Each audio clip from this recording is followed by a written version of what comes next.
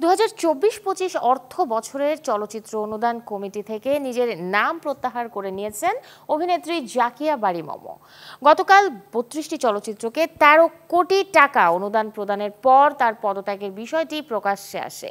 এই বিষয়ে গণমাধ্যমকে মম জানান, গত 25 মে তথ্য ও সম্প্রচার মন্ত্রণালয়ের সচিব বরাবর ব্যক্তিগত ও পেশাগত কারণ দেখিয়ে পদত্যাগপত্র জমা দিয়েছেন তিনি। তার দাবি, যেহেতু ব্যক্তিগত কোনো চাওয়া পাওয়া নেই ক্ষমতার কাছে, তাই শুধু কাজটাই করতে চেয়েছিলেন তিনি, কিন্তু সেটা হয়নি। আর তাই তার উপলব্ধি, ছেড়ে দেয়া পদে অন্য কেউ এসে অনেক কাজ করলে সেটা কমিটির জন্য ভালোই হবে। মূলত চলচ্চিত্রের উন্নয়নের লক্ষ্য নিয়ে সংস্কারের আশায় নিজের শুটিং ব্যস্ততা ফেলে রাজপথ থেকে অনুদান কমিটিতে যুক্ত হয়েছিলেন মম।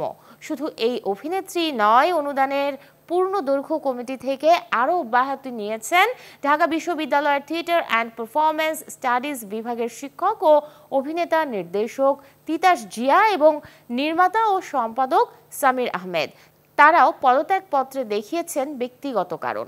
2024 সালের 7 অক্টোবর সরকারের তথ্য ও সম্প্রচার মন্ত্রণালয়ের একটি প্রজ্ঞাপনের মাধ্যমে পুনর্গঠন করা হয় পূর্ণদৈর্ঘ্য চলচ্চিত্রের অনুদান কমিটি।